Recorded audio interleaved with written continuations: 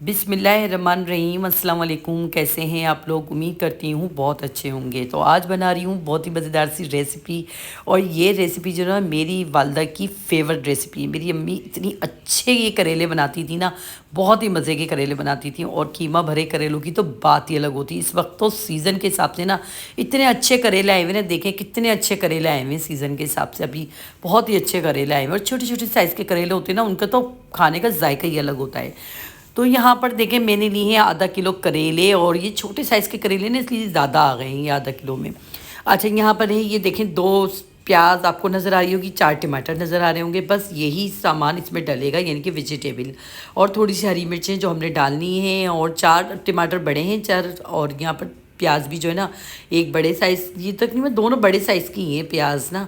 और ये आधा किलो करेले हैं। बस हमने सिंपल क्या करना है, करेलों को छील लेना है।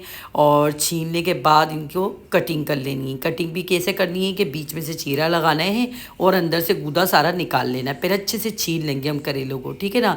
छीलने के बाद फिर बीच में से चीरा लगाएंगे, और चीरा लगा के ना सारे करेलों को ना गूदा निकाल लेंगे। अच्छा, आप एक बात नोट कीजिएगा, करेलों में ना जो अंदर का गूदा होता है ना, वो आप ना निकालें तो वो गूदा बिल्कुल मीठा होता है, सही है ना।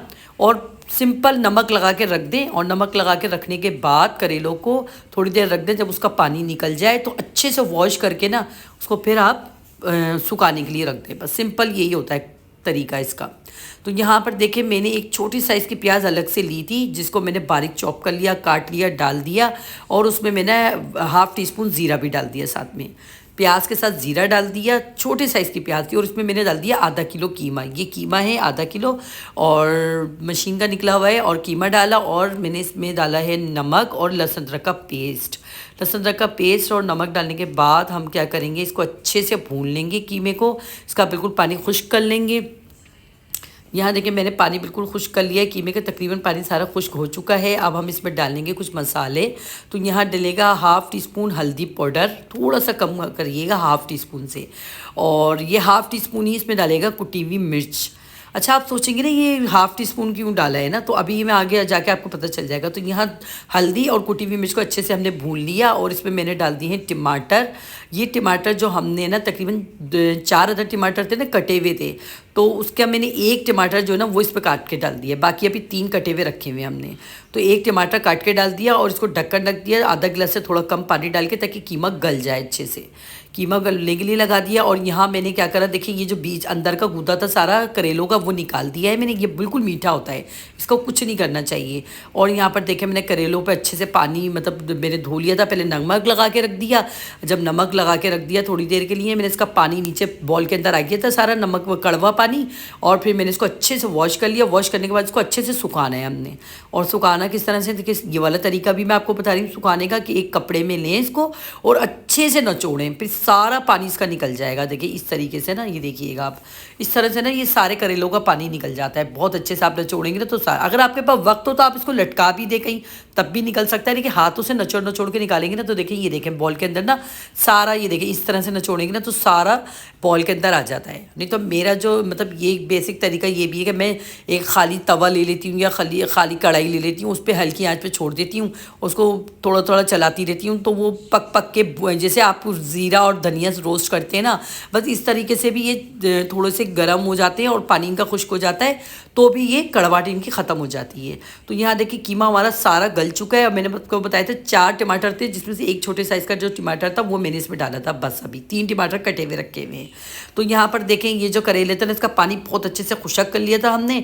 अब क्या करा, हमने जो कीमा है ना थोड़ा सा निकाल लिया अपने बॉल में, ठंडा कर लिया। और कीमे को देखा हम इस तरह से डालेंगे इसके अंदर। ये देखें, आप ज़्यादा नहीं भरिएगा, मैंने तो ज़्यादा भर लिया था ना, तो आप थोड़ा कम भर लीजिएगा, देख लीजिएगा इससे। और ये सुआ लें और इस तरह से देखेंगे धागे को ना, इस तरह से आप ना एक एक करके, फिर ये आप जब इसको निकालेंगे ना, देखिए इस तरह से आप टाका लगा रहे हैं ना, जैसे हम लोग मतलब सीते हैं, बिल्कुल इसी तरीके से देखेंगे आप इस तरह से भी कर लें। ये भी बहुत आसान तरीका होता है। और ये एक ही धागा खींचेंगे ना, आराम से सारा पूरा करेला खुल जाएगा।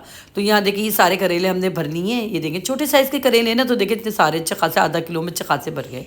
तो ये देखिए छोटे साइज़ के करेले हैं। तो ये देखिए हमने सब पे ऐसे टाके लगा दिए हैं करेलों में। तो ये भी बहुत अच्छा तरीका होता है। अब ये थोड़ा सा कीमा बचा है ना, तो बस हम इसी के अंदर ही ना अपनी जो हमारी और बाकी प्याज थी ना, जो हमने मतलब 2 बड़े साइज़ की प्याज मैंने दिखाई थी ना, वो प्याज हमने इसमें डाल दी है काट के बारीक। अब हम इसी कीमे में ये प्याज डालेंगे और जो बाकी टमाटर रहेंगे वो भी डालेंगे हम इसमें, थोड़ी मिर्चें वगैरह भी डालेंगे, तो अभी मैं आपको आगे बताती हूँ। तो यहाँ पर देखिए मैंने ये जो टमाटर रह गए थे 3 अदद वो भी डाल दिए, और प्याज जो 2 अदद मैंने दिखाई थी आपको वो काट के डाल दिए हमने बाकी कीमे में। और यहाँ पर देखें अभी हम जो है ना इसको ढककर ढक देंगे ताकि टमाटर जो है ना का पानी सॉफ्ट हो जाए, ठीक है ना। टमाटर जैसे बिल्कुल सॉफ्ट हो जाए ना, अच्छे से भुन जाए, तो मैंने ढक्कन ढक दिया। और जब तक दूसरी तरफ कढ़ाई में ना मैंने ये करेले फ्राई करने रख दिए, क्योंकि करेले के बिल्कुल कच्चे हैं ना ये, क्योंकि मैंने इसको फ्राई नहीं करा है पहले से, तो इनको फ्राई कर लेंगे। ये देखें गोल्डन गोल्डन कलर आ गया ना, अंदर से जो इसका कीमा निकलता है ना वो बहुत मज़े का लगता है। जब कीमा फ्राई होगा ना तो बहुत मज़े का लगेगा, कीमा भी फ्राई होएगा। तो यहाँ पर ना मतलब अंदर से कीमा भी साथ में फ्राई हो जाता है ना, तो इतना मज़े का लगता है फिर। तो ये देखिए सारे फ्राई हो गए। अब दूसरी तरफ मैं देखूँगी, तो ये मतलब अपने कीमे को भी देख रही थी, तो यहाँ पर जो इसका अंदर का गूदा था ना इसको भी मैंने फ्राई करने के लिए ना इसी कढ़ाई में डाल दिया ताकि ये भी फ्राई हो जाए ना। वैसे तो ये बिल्कुल मीठा होता है, आप यकीन करें कभी खा के देखिएगा, बिल्कुल मीठा होता है। तो ये फिर भी मैं फ्राई कर लेती हूँ, टेस्ट अच्छा आ जाता है। वो जिसके ना बीज बहुत मज़े के लगते हैं, लोग ना बीज निकाल देते हैं कि मुझे अच्छे लगते हैं। तो यहाँ देखिए प्याज और टमाटर जो है सारे वो गए थे, मैंने इसे पिसी हुई लाल मिर्च डाली 1/2 टी-स्पून, और ये कुटी हुई लाल मिर्च जो है ना वो भी 1/2 टी-स्पून, और मज़ीद डाली हूँ मैं इसमें। और ये भुना हुआ कुटा हुआ ज़ीरा ये ज़रूर डालिएगा, बहुत मज़े का लगता है। भुना हुआ कुटा हुआ ज़ीरा और धनिया दोनों ये कूट के रख लें आप अपने पास एक बर्नी में, और वो ज़रूर डालिएगा। तो मैंने जब शुरू में जो कीमा बनाया था ना उसमें भी मैंने थोड़ा सा डाला था, और इसमें भी डाला है मैंने। ये भुना हुआ कुटा हुआ ज़ीरे से बहुत अच्छा जायका आता है। अब ये जो बीज मैंने फ्राई करे थे ना वो भी मैंने इसमें डाल दिए। देखिए मिर्ची और कुटी हुई मिर्ची ना थोड़ी कम हो जाती है ना, तो इसलिए इस वाले कीमे में भी ना ज़रूरी होता है डालना। जब हम प्याज और टमाटर डाल के मसाला बड़ा ज़्यादा बढ़ाते हैं ना, तो इसलिए फिर हमने कुटी हुई मिर्च और पिसी हुई मिर्च ने डाली है इसमें, और भुना हुआ कुटा हुआ ज़ीरा ज़रूर डालिएगा। अब यहाँ इमली का पले देखे मैंने ये गूदा पूरा निकाल लिया है इमली का, ये अपनी मर्ज़ी के मुताबिक डालिएगा। मुझे तो ज़्यादा पसंद है, मैंने ज़्यादा डाला है, तो आपके हिसाब से मैंने 3 चम्मच डाल दिए थे, 2 से 3 चम्मच ना कम से कम चलेंगे, थोड़ी सी खटास कम लगे तो यहाँ पर मैंने ये थोड़ा सा नमक मुझे कम लग रहा था, तो मैंने 1/2 टी-स्पून नमक और बढ़ा दिया। आप लोग देख के डालिएगा कि आपको कितना पसंद है नमक ना लास्ट में। तो यहाँ पर देखें बस अब ये करेले भी हो गए, मसाला भी भून गया, कीमा भी हमारा भून गया, और ये देखें मैंने ये सारा ना करेले जो फ्राई हो गए थे ना वो भी डाल दिया। और देखें वो जो अंदर से गूदा निकाला था फ्राई करके वो भी डाला ना, पता भी नहीं चला वो कहाँ गया। अब ये मैंने ऊपर से ना थोड़ी सी सौंफ डाल रही हूँ मैं ऊपर से इसमें, और 2-4 दाने समझ ले कि 1-2 चुटकी ना कलौंजी की डालूंगी। ये देखें मैंने बस 1 चुटकी कलौंजी की डाली, और थोड़ी सी ना मैंने 1 टीस्पून ना सौंफ डाली, थोड़ा अच्छा सा जायका आ जाता है, क्योंकि वो करेलों की तासीर ना थोड़ी सी गर्म होती है।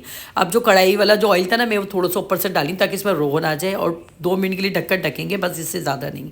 और यहाँ हमारे ज़बरदस्त से कीमा भरे करेले तैयार हो गए। बहुत आसान रेसिपी है, ये मेरी अम्मी की रेसिपी है। अब ये बना के ना बड़ा दिल खुश हो गया था कि यार मैंने अपनी अम्मी की बताई हुई रेसिपी बनाई, और बहुत ही मतलब मज़े की बनती है, उनकी याद आ गई मुझे। तो आप लोग भी दुआ कीजिएगा कि अल्लाह पाक मेरी अम्मी को जन्नतुल फिरदौस में आला मुकाम हासिल हो, बल्कि मेरे वालिदैन को, और जो जिन के वालिदैन का इंतकाल हो चुका है अल्लाह पाक उनके भी माँ बाप को जन्नतुल फिरदौस में आला मुकाम हासिल हो, और जिनके ज़िंदा हैं अल्लाह पाक उनको उनका साया और अपने बच्चों पर हमेशा सलामत रखे।